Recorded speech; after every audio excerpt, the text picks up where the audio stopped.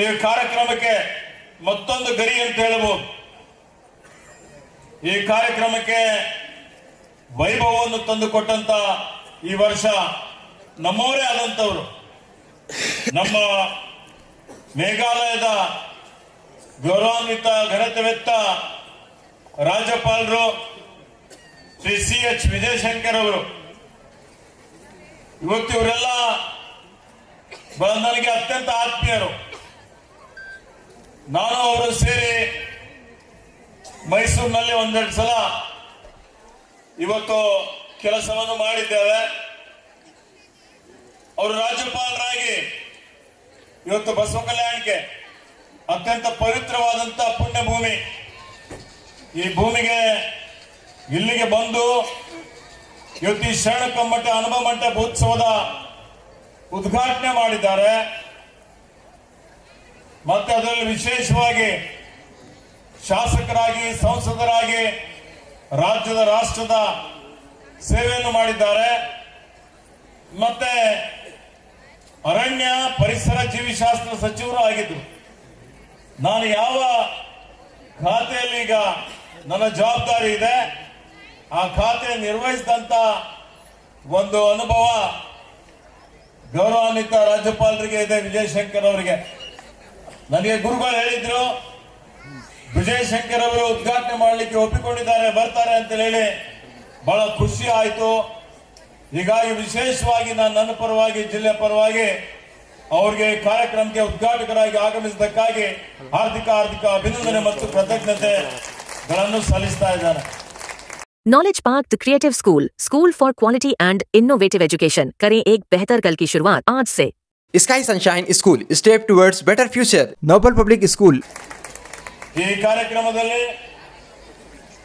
ಇವತ್ತು 4 ಜನ ವಿಶೇಷವಾಗಿ ಏನು ವಿವಿಧ ಕ್ಷೇತ್ರಗಳಲ್ಲಿ ಅವರದೇ ಆದಂತಹ ರೀತಿಯಲ್ಲಿ ವಿಶಿಷ್ಟ ಸೇವೆಯನ್ನು ಸಲ್ಲಿಸಿದ್ದಾರೆ.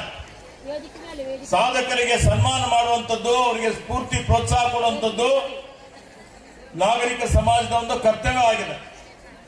ಹೀಗಾಗಿ ಶರಣ ಕಮ್ಮಟ ಕಾರ್ಯಕ್ರಮದಲ್ಲಿಯೂ ಹಿಂದಿನಿಂದಲೂ ವಿಶೇಷವಾಗಿ ಏನು ಪೂಜ್ಯ ಬಸವಲಿಂಗ ಪಡೆದವರ ಸಾನ್ನಿಧ್ಯದಲ್ಲಿ ನಡೀತಾ ಇದೆ.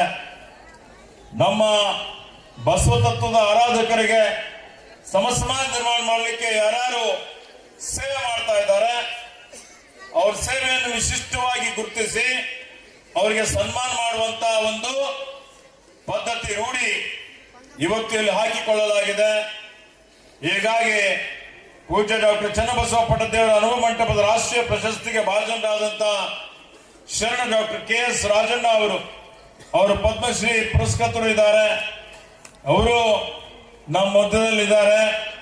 ಹಾಗೆ ಎಲ್ಲರಿಗೂ ಚಿರಪರಿಚಿತರು, ಶೋಷಿತರ ಧ್ವನಿಯಾಗಿ ಎಲ್ಲೇ ಅನ್ಯಾಯ ಆಗಲಿ, ಯಾರೇ ಮಾಡಿರಲಿ ಅದರ ಬಗ್ಗೆ ಧ್ವನಿ ಎತ್ತುವಂತ ಒಂದು ಕೆಲಸ ಇವತ್ತು ನಮ್ಮ ಶರಣ ನಾಗಮೋಹನ್ ದಾಸ್ ರವರು, ಗೌರವಾನ್ವಿತ ಹೈಕೋರ್ಟ್ನ ನಿವೃತ್ತ ನ್ಯಾಯಮೂರ್ತಿಗಳು, ಅವರು ಮಾಡ್ತಾ ಬಂದಿದ್ದಾರೆ. ಈಗೂ ಬಹಳ ಈ ವಯಸ್ಸಿನಲ್ಲೂ ಬಹಳ ಕ್ರಿಯಾಶೀಲರಾಗಿದ್ದಾರೆ.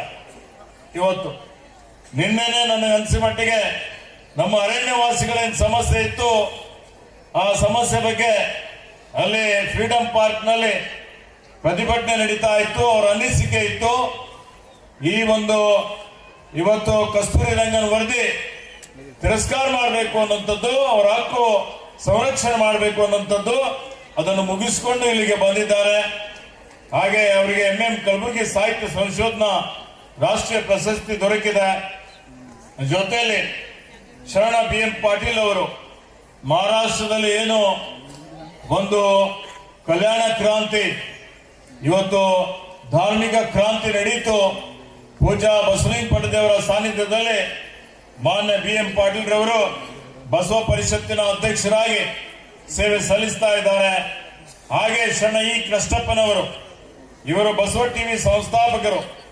ಬಹಳ ಒಂದು ಬಸವಣ್ಣನವರ ಬಗ್ಗೆ ಬಸವ TV ಸಂಸ್ಥಾಪನೆ ಮಾಡಿ ಎಲ್ಲಾ ಕಡೆ ಪ್ರಚಾರ ಪ್ರಸಾರ ಮಾಡಬೇಕು ಅನ್ನುವಂಥದ್ದು ಬಹಳ ದೊಡ್ಡ ಸವಾಲು.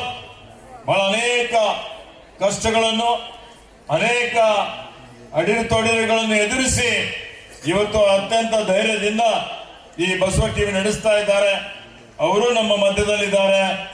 ಅವರ ಜೊತೆಯಲ್ಲಿ ಇವತ್ತು ಈ ಕಾರ್ಯಕ್ರಮದ ಒಂದು ಕಾರ್ಯಾಧ್ಯಕ್ಷರಾದಂತ ಶಾಸಕ ಮಿತ್ರರಾದ ಶರಣು ಸಲ್ಗರ್ ಅವರು, ವಿಧಾನ ಪರಿಷತ್ತಿನ ಸದಸ್ಯರಾದಂತ ಮಾನ್ಯ ಮಾರುತಿರಾವ್ ಮುಳೆಯವರು, ಇನ್ನೂರು ವಿಧಾನ ಪರಿಷತ್ತಿನ ಸದಸ್ಯರು ಆತ್ಮೀಯರಾದಂತಹ ಶ್ರೀ ಶಶಿಲ್ ನಮೋಶಿಜಿ ಅವರು, ಮಾಜಿ ವಿಧಾನ ಪರಿಷತ್ತಿನ ಸದಸ್ಯರಾದಂತ ಶ್ರೀ ವಿಜಯ್ ಸಿಂಗ್ ರವರು, ಮತ್ತೆ ವೇದಿಕೆ ಮೇಲೆ ಶಶಿ ಅವರಿದ್ದಾರೆ, ಇನ್ನಿತರ ಎಲ್ಲ ಪಟ್ನೆ ಅವರಿದ್ದಾರೆ, ಇದಕ್ಕೆ ಬಸವರಾಜ್ ದನ್ನೂರ್ ಅವರು, ಅನೇಕ ಜನ ಮಾನ್ಯರು ತಾವೆಲ್ಲ ಇದ್ದೀರಿ. ವೈದ್ಯನಾಥ್ ಕಾಮಶೆಟ್ಟಿ ಅವರು, ಇತರ ಎಲ್ಲರಿಗೆ ಬಸವ ಕಲ್ಯಾಣದ ಬಗ್ಗೆ ಅಭಿಮಾನ ಇದೆ. ದುರ್ಗೆ ಅವರಿದ್ದಾರೆ, ರಾಠೋಡ್ ಅವರಿದ್ದಾರೆ, ಉಪಸ್ಥಿತರಿರುವಂತ ಎಲ್ಲ ಬಸವಾನುಯಾಯಿಗಳೇ, ಅಣ್ಣ ತಮ್ಮಂದರೆ, ಅಕ್ಕ ತಂಗಿಯಂದರೆ, ತಾಯಂದರೆ, ಮಾಧ್ಯಮದ ಮಿತ್ರರೇ, ಎಲ್ಲರಿಗೂ ನನ್ನ ಅನಂತ ಶರಣಾರ್ಥಿಗಳು. ಪ್ರತಿ ವರ್ಷದಂತೆ ಈ ವರ್ಷವೂ ನಾವೆಲ್ಲ ಇಲ್ಲಿ ಶರಣ ಕಮ್ಮಟ ಅನುಭವ ಮಂಟಪ ಉತ್ಸವದ ಕಾರ್ಯಕ್ರಮದಲ್ಲಿ ಭಾಗವಹಿಸ್ತಾ ಇದ್ದೀವಿ. ಇದರ ಉದ್ದೇಶ ಏನಿದೆ? ಇದು ಪ್ರಾರಂಭ ಮಾಡಿದಂಥದ್ದು ನಮ್ಮೆಲ್ಲರ ನೆಚ್ಚಿನ ಪರಮ ಪೂಜ್ಯ ಗುರುಗಳಾದಂತ ಲಿಂಗೈಕ್ಯ ಚನ್ನಬಸವ ಪಟ್ಟದೇವರು ಅವರ ಸದಾಶಯ. ಇವತ್ತು ಅನುಭವ ಮಂಟಪದಲ್ಲಿ ನಿರಂತರವಾಗಿ ದಾಸೋಹ ನಡಿಬೇಕು. ಇದು ಬಸವಣ್ಣನವರು ಸಮಾಜ ಧಾರ್ಮಿಕ ಕ್ರಾಂತಿ ಮಾಡಿದಂತ ಪುಣ್ಯ ನೆಲ. ಇಡೀ ಜಗತ್ತಿಗೆ ಸಾಮಾಜಿಕ ನ್ಯಾಯ ಕೊಟ್ಟಂತದ್ದು, ಪ್ರಜಾಪ್ರಭುತ್ವ ಪರಿಕಲ್ಪನೆ ಕೊಟ್ಟಂತದ್ದು ಅನುಭವ ಮಂಟಪದ ಮುಖಾಂತರ. ಇವತ್ತು ಸಮಾಜ ನಿರ್ಮಾಣ ಮಾಡಬೇಕು ಅಂತ ಹೇಳಿ 770 ಮರಗಳಲ್ಲಿ ಎಲ್ಲಾ ಸಮುದಾಯದ ಏನೇನು ವೃತ್ತಿ ಮಾಡ್ತಿದ್ರು ಅವರೆಲ್ಲರಿಗೆ ಅವಕಾಶವನ್ನು ಕೊಟ್ಟು ಇವತ್ತೇನು ಸ್ವಾತಂತ್ರ್ಯ, ಸಮಾನತೆ, ಕಾಯಕ, ದಾಸೋಹ, ಸಹೋದರತ್ವ, ಸಹಬಾಳ್ವೆಯ ತಳದ ಮೇಲೆ ಸುಂದರವಾದಂತಹ ಭವ್ಯವಾದಂತಹ ಒಂದು ಸಮಾಜ ನಿರ್ಮಾಣ ಆಗಬೇಕು. ಎಲ್ಲಿ ಇವತ್ತು ಜಾತಿ ರಹಿತವಾದಂತಹ ಸಮಾಜ, ಅನ್ಯಾಯ ಶೋಷಣೆ ಆಗಬಾರ್ದು ಅನ್ನುವಂಥದ್ದು ಅವರ ಒಂದು ಆಲೋಚನೆ ಇತ್ತು. ಅಂತ ಒಂದು ಅವರ ಕಾರ್ಯಕಾಲದಲ್ಲಿ ಅವರೇನು ಮೌಢ್ಯತೆ ವಿರುದ್ಧ ಹೋರಾಟ ಮಾಡ್ತಾರೆ, ಜಾತೀಯತೆ ವಿರುದ್ಧ ಹೋರಾಟ ಮಾಡ್ತಾರೆ, ಲಿಂಗ ಸಮಾನತೆ ಇರಬೇಕು ಅಂತ ಹೇಳಿ ಮಹಿಳೆಯರಿಗೆ ಸ್ವಾತಂತ್ರ್ಯ ಕೊಡ್ತಾರೆ. ಅಕ್ಕ ಅಣ್ಣ, ಅಕ್ಕ ಮಾಧವ ಇರ್ಬೋದು, ಮಾಧವ ಚೆನ್ನೈ ಇರ್ಬೋದು, ಡೋರ ಕಕ್ಕಯ್ಯ ಇರ್ಬೋದು, ಹರಳೆಯ ಮಧುರಸರು ಇರ್ಬೋದು, ಎಲ್ಲರನ್ನೂ ಒಳಗೊಂಡು ಇವತ್ತು ಒಂದು ಒಳ್ಳೆಯ ಸುಂದರವಾದಂತ ಭವ್ಯವಾದಂತ ಸಮಾಜ ನಿರ್ಮಾಣ ಮಾಡಬೇಕು ಅಂತ ಹೇಳಿ ಒಂದು ದೊಡ್ಡ ಮಟ್ಟದ ಕ್ರಾಂತಿ ಆಗ್ತದೆ, ಹೋರಾಟ ಆಗ್ತದೆ. ಮತ್ತೆ ಇವತ್ತು ವಚನ ಸಾಹಿತ್ಯದ ಮುಖಾಂತರ ಏನು ವೈಚಾರಿಕ ತಳಹದಿಯ ಮೇಲೆ ಒಂದು ಭವ್ಯವಾದಂತಹ ರೀತಿಯಲ್ಲಿ ವಾಸ್ತವಾಂಶ ಏನಿದೆ ಅದೇ ಕೊನೆಗೆ ಉಳಿತದೆ. ಆ ಒಂದು ದೃಷ್ಟಿಯಿಂದ ಇವತ್ತು ಪೂಜ್ಯ ಲಿಂಗೈಕ್ಯ ಚನ್ನಬಸವ ಪಟ್ಟದೇವರು ಇವತ್ತು ಅವರು ಇದನ್ನು ಇಡೀ ಜಗತ್ತಿಗೆ ಪಸರಿಸಬೇಕು, ಪ್ರಚಾರ ಪ್ರಸಾರ ಮಾಡಬೇಕು, ಅದರ ಮುಖಾಂತರ ಒಂದು ಪರಿವರ್ತನೆ, ಬದಲಾವಣೆ ತರಬೇಕು. ಇವತ್ತಿನ ಎಲ್ಲಾ ಸಮಸ್ಯೆಗಳಿದಾವೆ, ಆ ಸಮಸ್ಯೆಗಳಿಗೆ ಇದರಲ್ಲಿ ವಚನ ಸಾಹಿತ್ಯದಲ್ಲಿ ಎಲ್ಲವೂ ಇವತ್ತು ಅದಕ್ಕೆ ಪರಿಹಾರ ಇದೆ ಅನ್ನುವಂತ ದೃಷ್ಟಿಯಿಂದ ಹಿಂದೇನು 12ನೇ ಶತಮಾನದಲ್ಲಿ ಇದ್ದಂತಹ ಏನು ಅನಿಷ್ಟಗಳಿದ್ದವು ಅವೇ ಇವತ್ತಿಗೂ 21ನೇ ಶತಮಾನದಲ್ಲೂ ಬೇರೆ ಬೇರೆ ರೂಪದಲ್ಲಿ ಇದ್ದಾವೆ. ನಾವು ನೋಡ್ತಾ ಇದ್ದೇವೆ. ಇವತ್ತೇನು ಆಧುನಿಕ ಯುಗದಲ್ಲಿ ನಾವೆಲ್ಲ ಇವತ್ತು ಭೌತಿಕ ಸುಖದತ್ತ ಹೋಗ್ತಾ ಇದ್ದೇವೆ. ಎಲ್ಲೂ ಸುಖ ಇಲ್ಲ, ಶಾಂತಿ ಇಲ್ಲ, ನೆಮ್ಮದಿ ಇಲ್ಲ. ದಿನ ಬೆಳಿಗ್ಗೆ ಇದ್ರೆ ಅನ್ಯಾಯ, ಅತ್ಯಾಚಾರ, ದೌರ್ಜನ್ಯ ನೋಡ್ತಾನೆ ಇರ್ತೇವೆ. ಮಹಿಳೆಯರಿರ್ಬೋದು, ಮಕ್ಕಳಿರ್ಬೋದು, ಜಾಗತಿಕ ಮಟ್ಟದಲ್ಲಿ ಯುದ್ಧಗಳು ನಡೀತಾ ಇದೆ, ಹಿಂಸೆ ಇದೆ, ದ್ವೇಷ ಇದೆ, ಇವತ್ತೇನು ಸ್ವಾರ್ಥ ನೋಡ್ತಾ ಇದ್ದೇವೆ. ಇಂಥ ಪರಿಸ್ಥಿತಿಯಲ್ಲಿ ಇವತ್ತೇನ್ ಮಾಡ್ಬೇಕಪ್ಪ, ಯಾವ ರೀತಿಯಲ್ಲಿ ಸಮಾಜವನ್ನು ಸುಧಾರಣೆ ಮಾಡಬೇಕು? ಒಂದು ಸಮಾಜದ ಆಧಾರ ಸ್ತಂಭ ಅಂದ್ರೆ ಯುವಕರು, ಯುವತಿಯರು. ಆ ಯುವಕರು ಯುವತಿಯರನ್ನು ಪಾಶ್ಚಿಮಾತ್ಯ ರಾಷ್ಟ್ರದ ಅನುಕರಣೆ ಮಾಡ್ತಾ ಇದ್ದಾರೆ. ಅವರಿಗೆ ಮುಖ್ಯವಾಹಿನಿಯಲ್ಲಿ ತರುವಂತದ್ದು, ಅವರಲ್ಲಿ ಸಂಸ್ಕಾರ ಕೊಡುವಂಥದ್ದು. ಯಾಕೆಂದ್ರೆ ಎಷ್ಟೇ ಅಭಿವೃದ್ಧಿ ಮಾಡಲಿ, ಎಷ್ಟೇ ಪ್ರಗತಿ ಮಾಡಲಿ, ಆದ್ರೆ ಮನುಷ್ಯ ಮಷೀನ್ ಆಗ್ಲಿಕ್ಕೆ ಆಗೋದಿಲ್ಲ. ಮಷೀನ್ ಆಗ್ಬಿಟ್ರೆ ತನ್ನತನ ಇರೋದಿಲ್ಲ, ನಮ್ಮತನ ಇರೋದಿಲ್ಲ. ನಾವು ಮನುಷ್ಯ ಜನ್ಮ ತಾಳಿ ಸಾರ್ಥಕ ಆಗೋದಿಲ್ಲ. ಸಾರ್ಥಕ ಆಗ್ಬೇಕು ಅಂದ್ರೆ ಸಂಸ್ಕಾರ ಬೇಕಲ್ಲ, ಪ್ರೀತಿ ಬೇಕು, ವಿಶ್ವಾಸ ಬೇಕು, ನಂಬಿಕೆ ಬೇಕು, ಕರುಣೆ ಬೇಕು, ದಯೆ ಬೇಕು, ಮಾಯೆ ಬೇಕು. ಎಲ್ಲಿ ಹೋಗ್ತಾ ಇದೆ? ಎಲ್ಲೂ ಇಲ್ಲ. ಬೆಳಿಗ್ಗೆ ಇದ್ರೆ ಅಪ್ಪ ಮಕ್ಕಳು ಹೊಡೆದಾಡ್ತಾರೆ, ಅಣ್ಣ ತಮ್ಮ ಕೊಲೆಗಳಾಗ್ತವೆ. ಇವತ್ತು ಯಾವ ರೀತಿಯಲ್ಲಿ ನಶೆ, ಮಾದಕ ದ್ರವ್ಯ ಸೇವನೆ ಮಾಡುವಂಥದ್ದು. ಸಮಾಜ ಒಂದು ರೀತಿಯಲ್ಲಿ ಹೆಂಗೇನೋ ಅಭಿವೃದ್ಧಿ ಆಗ್ತಾ ಇದ್ದೇವೆ, ಪ್ರಗತಿ ಆಗ್ತಾ ಇದ್ದೇವೆ, ಹಾಗೆ ನೈತಿಕ ಮೌಲ್ಯಗಳು ಕುಸಿದು ಹೋಗ್ತಾ ಇದ್ದಾವೆ, ಮಾನವೀಯ ಮೌಲ್ಯಗಳು ಕುಸಿದು ಹೋಗ್ತಾ ಇದ್ದಾವೆ. ಮತ್ತೆ ಪುನಃ ಇದಕ್ಕೆ ವಾಪಸ್ ತರಬೇಕು ಅಂದ್ರೆ ಹೆಂಗೆ ಮಾಡಬೇಕು? ಇವತ್ತು ನಾವೆಲ್ಲ ಆಲೋಚನೆ ಮಾಡ್ಬೇಕಾಗ್ತದೆ. ಬಸವಣ್ಣನವರು ಕಾಯಕವೇ ಕೈಲಾಸ ಅಂತ ಹೇಳಿದ್ರು. ಪ್ರತಿಯೊಬ್ರು ದುಡಿ ತಿನ್ನಬೇಕು ಅನ್ನುವಂತ ಮಾತನ್ನ ಹೇಳಿದ್ರು. ಆ ದುಡಿತದಲ್ಲಿ ಶ್ರಮ ಇರಬೇಕು, ಆ ದುಡಿತದಲ್ಲಿ ಪ್ರಾಮಾಣಿಕತೆ ಇರಬೇಕು. ದುಡಿತದಲ್ಲಿ ಬಂದಂತ ಏನು ಹಣ ಇದೆ, ಸಂಪನ್ಮೂಲ ಇದೆ, ಅದನ್ನು ಹಂಚಬೇಕು ಅನ್ನೋಂಥದ್ದು ಡಿಸ್ಟ್ರಿಬ್ಯೂಷನ್ ಅಂತಾರೆ. ಇವತ್ತು ಆ ರೀತಿ ಇವತ್ತು ಎಲ್ಲಿ ಹಂಚಲಾಗ್ತಾ ಇದೆ? ಕೆಲವು 5% ಜನ, 5% ಜನ ಈ ದೇಶದ 50, 60, 70% ಸಂಪತ್ತು ಅವರ ಪಾಲಿದೆ. 50% ಜನರಿಗೆ ಬರೀ ದೇಶದ 3% ಸಂಪತ್ತಿದೆ. ಅವ್ರು ನೋಡ್ಬೇಕಾಗ್ತದೆ ಯಾವ ಕಡೆ ಹೋಗ್ತಾ ಇದೆ. ಜಾಗತೀಕರಣ, ಖಾಸಗೀಕರಣ, ಉದಾರೀಕರಣ ಆಯ್ತು, ಆದರೆ ಎಲ್ಲಿ ಇವತ್ತು ಏನು ಅಸಮಾನತೆ ಆಗ್ತಾ ಇದೆ, ಸಮ ಅಂತ ಹೇಳ್ತೀವಿ, ಅಸಮಾನತೆ ದಿನೇ ದಿನೇ ಜಾಸ್ತಿನೇ ಆಗ್ತಾ ಇದೆ. ಆಲೋಚನೆ ಮಾಡ್ಬೇಕಾಗ್ತದೆ. ಇವತ್ತು ಯಾವ ರೀತಿಯಲ್ಲಿ ನಾವು ಹೋಗ್ತಾ ಇದ್ದೇವೆ, ಪ್ರಕೃತಿ ಪರಿಸರ ಎಲ್ಲಿ ಹೋಗ್ತಾ ಇದೆ, ಏನಾಗ್ತಾ ಇದೆ? ದಿನೇ ದಿನೇ ಅರಣ್ಯ ಕ್ಷೀಣಿಸ್ತಾ ಇದೆ. ಎಲ್ಲ ಕಡೆ ಮಾಲಿನ್ಯ ಇದೆ, ಆಹಾರದಲ್ಲಿ, ಗಾಳಿಯಲ್ಲಿ, ನೀರಿನಲ್ಲಿ. ಇವತ್ತು ಅದರ ಬಗ್ಗೆ ಜಾಗೃತಿ ಮೂಡಿಸಿ ಮುಂದಿನ ಪೀಳಿಗೆಗೆ ಉತ್ತಮವಾದಂತ ಒಂದು ಆರೋಗ್ಯಕರವಾದಂತ ಭೂಮಿ ಕೊಡಬೇಕಲ್ಲ. ಇವತ್ತು ಈ ಎಲ್ಲ ಅನೇಕ ವಿಷಯಗಳಿದ್ದಾವೆ. ಹೀಗಾಗಿ ಇದೆಲ್ಲದಕ್ಕೆ ವಚನ ಸಾಹಿತ್ಯದಲ್ಲಿ ದೇವೌಷಧ ಇದೆ. ಇವತ್ತು ನಾವು ನಮ್ಮ ಮಕ್ಕಳಿಗೆ, ಪೀಳಿಗೆಗೆ, ಮುಂದಿನ ಪೀಳಿಗೆಗೆ ಇವತ್ತು ವಚನ ಸಾಹಿತ್ಯ, ಇವತ್ತು ಅವರೆಲ್ಲ ಓದುವ ಅಭಿರುಚಿ ಬೆಳೆಸ್ಕೊಳ್ಳುವಂತದ ಬಗ್ಗೆ ಇವತ್ತೇನು ಪೂಜ್ಯರೆಲ್ಲರೂ ಕೂಡಿ ಪ್ರವಚನ ಮಾಡ್ತಾರೆ. ಇವತ್ತು ಹೇಳಿದ್ರು ಪೂಜ್ಯ ಬಸವಲಿಂಗ ಪಡದೇವರು, ಇಲ್ಲಿ ಒಂದು ವಚನ ವಿಶ್ವವಿದ್ಯಾಲಯ ಆಗಬೇಕು ಅನ್ನೋಂಥದ್ದು ಅವರ ಸುಮಾರು ವರ್ಷದಿಂದ ಬೇಡಿಕೆ ಇದೆ. ಇವತ್ತು ನಮ್ಮ ಮುಖ್ಯಮಂತ್ರಿಗಳಾದಂತ ಮಾನ್ಯ ಸಿದ್ದರಾಮಯ್ಯ ಅವರು ಬಸವಭಕ್ತರಿದ್ದಾರೆ.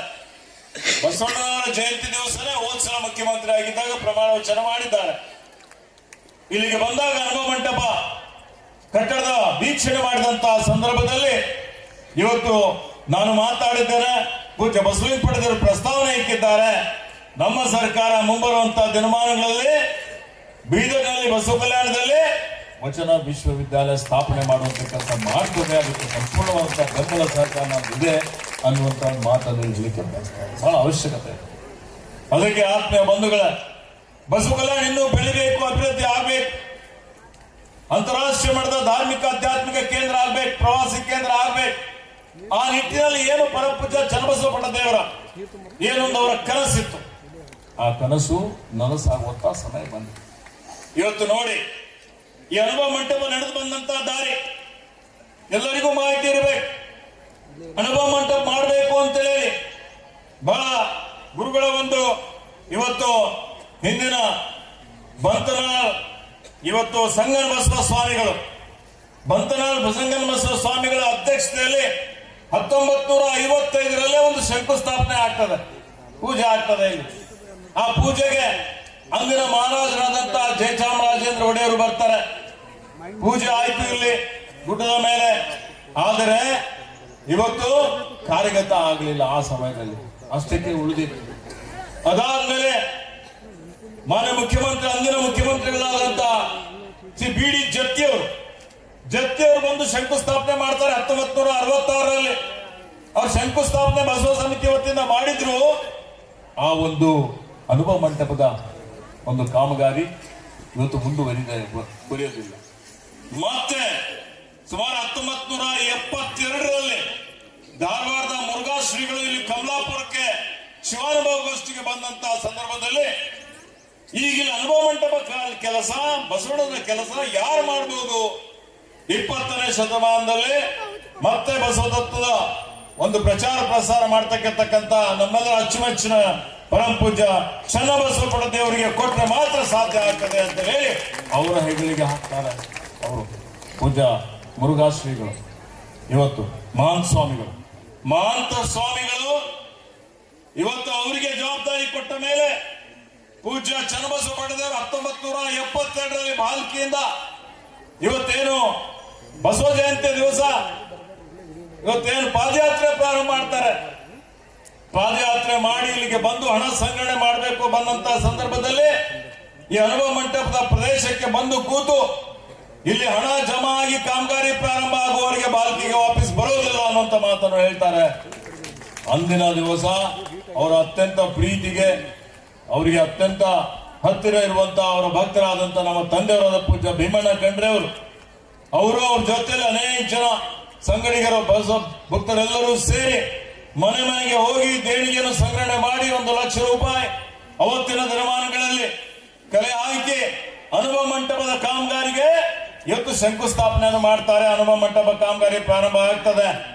ಅನುಭವ ಮಂಟಪ ಕಾಮಗಾರಿ ನಡೀತಾ 1971ರಲ್ಲಿ ಮತ್ತೆ ಇವತ್ತು ಈ ಕಾಮಗಾರಿ ಮುಗಿಯುವಂತ ಸಂದರ್ಭದಲ್ಲಿ ಇದೇ ಪ್ರದೇಶದಲ್ಲಿ ರಾತ್ರಿ 12 ಗಂಟೆವರೆಗೆ ಮಾಡಿದ್ರು. ಕೂಲಿ ಕಾರ್ಮಿಕರು ಹೋಗ್ತಾರೆ. ಅಂತ ಸಂದರ್ಭದಲ್ಲಿ ಒಂದೇ ದಿವಸದಲ್ಲಿ ಲಿಂಗಾಕಾರದ ಈ ಒಂದು ಏನ್ ಇಷ್ಟಲಿಂಗ ಇದೆ ಇದು ಪೂರ್ತಿ ಆಗ್ಬೇಕು ಅನ್ನಂತ ಸಂದರ್ಭದಲ್ಲಿ ಕಲ್ಲು, ಮಣ್ಣು, ಜಲ್ಲಿ, ಕಾಂಕ್ರೀಟ್ ಎಲ್ಲ ಪೂಜ್ಯ ಚನ್ನಬಸವ ದೇವರು, ಭೀಮಣ್ಣ ಖಂಡ್ರೆ ಅವರು, ಮಾದಪ್ಪ ಮೀಸೆ ಅವರು ಎಲ್ಲ ಸೇರಿ ತಲೆ ಮೇಲೆ ಹೊತ್ತು ಈ ಅನುಭವ ಮಂಟಪ ನಿರ್ಮಾಣ ಮಾಡ್ತಾರೆ. ಅನುಭವ ಮಂಟಪ ನಿರ್ಮಾಣ ಆಗಿದ ಮೇಲೆ ಇವತ್ತು BV ಪಾಟೀಲ್ರ ಅಧ್ಯಕ್ಷತೆಯಲ್ಲಿ ಇವತ್ತೊಂದು ಟ್ರಸ್ಟ್ ನಿರ್ಮಾಣ ಆಗ್ತದೆ. ಆ ಟ್ರಸ್ಟ್ ಅವರೆಲ್ಲ ಸದಸ್ಯರು ಹೇಳ್ತಾರೆ ಇವತ್ತು ಇದನ್ನು ಮುಂದುವರಿಸಬೇಕು, ದಾಸೋಹ ಮಾಡಬೇಕು ಅನ್ನುವಂತ ರೀತಿಯಲ್ಲಿ ಶರಣ ಕಮ್ಮಟ ಕಾರ್ಯಕ್ರಮ ಪ್ರಾರಂಭ ಆಗ್ತದೆ. ಇವತ್ತು ನಾನು ಮತ್ತೆ ಶರಣ ಕಮ್ಮಟ ಕಾರ್ಯಕ್ರಮದ ಸ್ವಾಗತ ಸಮಿತಿ ಅಧ್ಯಕ್ಷ ಆಗಿ ನಾವು ಶಾಸಕರು ಇರಲಿಲ್ಲ.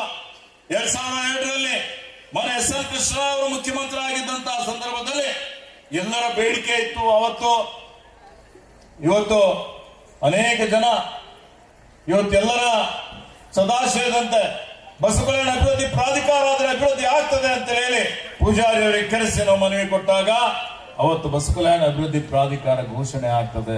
ಧರಮ್ ಸಿಂಗ್ ಅವರು ಬಂದಾಗ ಅದಕ್ಕೆ ಕಾನೂನಾತ್ಮಕ ಶಾಸನಾತ್ಮಕ ಕಾಯ್ದೆ ಆಗ್ತದೆ. ಅದಾದ್ಮೇಲೆ ಇವತ್ತು ಇದಕ್ಕೆ ಹಣಗಳು ಅನುದಾನ ಮಂಜೂರಿ ಆಗ್ತದೆ. ಮುಂದೆ ಬಂದಂತ ಮಾನ್ಯ ಯಡಿಯೂರಪ್ಪನವರು ಇರ್ಬೋದು, ಕುಮಾರಸ್ವಾಮಿ ಅವರು, ಅನೇಕ ಮುಖ್ಯಮಂತ್ರಿಗಳು ಬಂದಂತಹ ಸಂದರ್ಭದಲ್ಲಿ ಸ್ವಲ್ಪ ಅನುದಾನ ಬರ್ತದೆ. ಮಾತ್ರ ಇವತ್ತು ನೂತನ ಅನುಭವ ಮಂಟಪ ನಿರ್ಮಾಣ ಮಾಡಬೇಕು ಅನ್ನುವಂಥದ್ದು ನಮ್ಮೆಲ್ಲರ ಏನೊಂದು ನಮ್ಮ ಪೂಜ್ಯ ಚನ್ನಬಸವ ದೇವರ, ನಮ್ಮ ತಂದೆಯವರ ಪೂಜ್ಯ ಭೀಮಣ್ಣ ಖಂಡ್ರೆ ಏನು ಆಸೆ ಇತ್ತು. ಪೂಜ್ಯ ಬಸವಲಿಂಗ ಪಟ್ಟದೇವರು ಪದೇ ನಮ್ಗೆ ಸೂಚನೆ ಕೊಡ್ತಾ ಇದ್ರು. ನಾನು ಉಸ್ತುವಾರಿ ಮಂತ್ರಿ ಇದ್ದಂತಹ ಸಂದರ್ಭದಲ್ಲಿ 2016-17ರಲ್ಲಿ ಇಲ್ಲೊಂದು ಬಸವಕಲ್ಯಾಣ ಅಭಿವೃದ್ಧಿ ಪ್ರಾಧಿಕಾರದ ಅಧ್ಯಕ್ಷರಾದಂತ ಮಾನ್ಯ ಮುಖ್ಯಮಂತ್ರಿಗಳು ಸಿದ್ದರಾಮಯ್ಯಜವರಿಗೆ ಇಲ್ಲಿ ಆಹ್ವಾನ ಮಾಡಿ ಸಭೆ ಮಾಡಿ ಪ್ರಸ್ತಾವನೆ ಇಟ್ಟಂತಹ ಸಂದರ್ಭದಲ್ಲಿ ತಕ್ಷಣ ಅದಕ್ಕೆ ಒಪ್ಪಿ ಇವತ್ತು ಯಾವ ರೀತಿಯಲ್ಲಿ ವಿನ್ಯಾಸ ಮಾಡಬೇಕು ಅಂತ ಹೇಳಿ ಆಲೋಚನೆ ಮಾಡಿ ಗೂರು ಚನ್ನಬಸಪ್ಪನವರ ಅಧ್ಯಕ್ಷತೆಯಲ್ಲಿ ಒಂದು ಸಮಿತಿಯನ್ನು ಮಾಡಿ ಆ ಸಮಿತಿಗೆ ಸಿದ್ದರಾಮಯ್ಯನವರು, ಅರವಿಂದ್ ಜತ್ತಿ ಅವರು ಅನೇಕ ಜನ ಅದರ ಸದಸ್ಯರನ್ನಾಗಿ ನಾನು ಖುದ್ದಾಗಿ ಹೋಗಿ ಆ ಸಮಿತಿ ರಚನೆ ಮಾಡಿಸಿ ಸಭೆಗಳನ್ನು ಮಾಡಿ ಒಂದು ವಿನ್ಯಾಸ ತಯಾರು ಮಾಡಿ 650 ಕೋಟಿ ರೂಪಾಯಿಗೆ ಅಂದಿನ ಸರ್ಕಾರಕ್ಕೆ ನಾವು ಒಂದು ಪ್ರಸ್ತಾವನೆ ಸಲ್ಲಿಸಿ ಅಂಗೀಕಾರ ಮಾಡಿಸಿ ಮತ್ತೆ ಇದನ್ನು ಮಾಡ್ತೀವಿ ಅಂತ ಘೋಷಣೆ ಮಾಡಿದ್ದಾಗ ಇವತ್ತು ಸರ್ಕಾರ ಬದಲಾವಣೆ ಆಯ್ತು. ಅದಾದ್ಮೇಲೆ ಅದೇ ವಿನ್ಯಾಸ ಮತ್ತೆ ಶಂಕುಸ್ಥಾಪನೆ ಮಾಡಿ ಮಾನ್ಯ ಯಡಿಯೂರಪ್ಪನವರು ಇದ್ದಾಗ 200 ಕೋಟಿ ರೂಪಾಯಿ ಮಂಜೂರಿ ಆಗಿ ಈಗ ಇವತ್ತು ತಾವೇನು ನೋಡ್ತಾ ಇದ್ದೀರಿ ಆ ನೂತನವಾದಂತಹ ಅನುಭವ ಮಂಟಪ ಕಟ್ಟಡ ನಡೀತಾ. ನಾನು ಮಂತ್ರಿ ಆದ್ಮೇಲೆ ಮತ್ತೆ 100 ಕೋಟಿ ರೂಪಾಯಿ ಅನುದಾನ ಬಿಡುಗಡೆ ಮಾಡಿಸಿದ್ದೇನೆ. ಅದಕ್ಕೆ ಇವತ್ತು 300 ಕೋಟಿ ರೂಪಾಯಿ ಈಗಾಗಲೇ ಖರ್ಚಾಗಿದೆ. ಇನ್ನು ಒಂದು ವರ್ಷದಲ್ಲಿ ಬಾಕಿ ಇರುವಂತಹ 380 ಕೋಟಿ ಏನು 680 ಕೋಟಿ ರೂಪಾಯಿ ವಿನ್ಯಾಸ ಆಗಿದೆ. ಉತ್ತಮವಾಗಿ ಬರ್ತಾ ಇದೆ. ಎಲ್ಲರ ಸಲಹೆ ತಗೊಳ್ತಾ ಇದ್ದೇವೆ. ಹೀಗಾಗಿ ಮತ್ತೆ 30ನೇ ತಾರೀಕಿಗೆ ಒಂದು ಸಭೆಯನ್ನು ಕರೆದಿದ್ದೇವೆ. ಆದಷ್ಟು ಶೀಘ್ರದಲ್ಲಿ ಕಾಲಮಿತಿಯಲ್ಲಿ ಅನುಭವ ಮಂಟಪ ಇರ್ಬೋದು, ಪರಶಕಟ್ಟೆ ಇರ್ಬೋದು, ಅದರ ಅಭಿವೃದ್ಧಿ ಮಾಡಿ ಇವತ್ತು ನಮ್ಮ ಲಕ್ಷ್ಯ 1 ವರ್ಷಗಳ ಒಳಗಾಗಿ ಇವತ್ತು ಇಡೀ ರಾಷ್ಟ್ರದ ವಿಶ್ವದ ಎಲ್ಲಾ ಮಾನೀಯರಿಗೆ ಆಹ್ವಾನ ಮಾಡಿ ತಾವು ರಾಷ್ಟ್ರಪತಿ ಹೇಳಿದ್ದೀರಿ. ಇನ್ನೂ ಅನೇಕ ಎಲ್ಲಾ ಧರ್ಮೀಯರಿಗೆ ಯಾರು ಸಮಾಜ ನಿರ್ಮಾಣ ಮಾಡಬೇಕು ಅನ್ನುವಂತ ಆಲೋಚನೆ ಉಳ್ಳಂತವರು ಅವರೆಲ್ಲರಿಗೆ ಆಹ್ವಾನ ಮಾಡಿ ಇವತ್ತು ಮಾನ್ಯ ಮುಖ್ಯಮಂತ್ರಿ ಸಿದ್ದರಾಮಯ್ಯಜವರು ಹೇಳಿದ್ದಾರೆ ಬರುವಂತ ಇದಕ್ಕೆ ಅನುದಾನದ ಕೊರತೆ ಇಲ್ಲ. ಬಹಳ ವಿಶೇಷವಾಗಿ ಐಕಾನಿಕ್ ಬಿಲ್ಡಿಂಗ್ ಇದು ಒಂದು ವಿಶ್ವದಲ್ಲಿ ಅತ್ಯಂತ ಪ್ರಸಿದ್ಧಿಯಾದಂತ ಒಂದು ನೂತನ ಅನುಭವ ಮಂಟಪ ಇದಕ್ಕೆ ಜೀವಂತಿಕೆ ಇರಬೇಕು ಅನ್ನುವಂತ ದೃಷ್ಟಿಯಿಂದ ಹೇಳಿದ್ರು. ಆ ರೀತಿಯಲ್ಲಿ ಇದು ಬರ್ತಾ ಇದೆ. ಇದನ್ನು ಲೋಕಾರ್ಪಣೆ ಮಾಡ್ತೀವಿ ಅನ್ನುವಂತ ಒಂದು ಮಾತನ್ನು ಈ ವೇದಿಕೆ ಮುಖಾಂತರ ಭರವಸೆ ಕೊಡ್ತಾ ಇದ್ದಾರೆ. ಇದಕ್ಕೆ ಆತ್ಮೀಯರೇ, ಇವತ್ತಿನ ದಿವಸ ಅನೇಕ ಗೋಷ್ಠಿಗಳು ಇಟ್ಟಿದ್ದಾರೆ.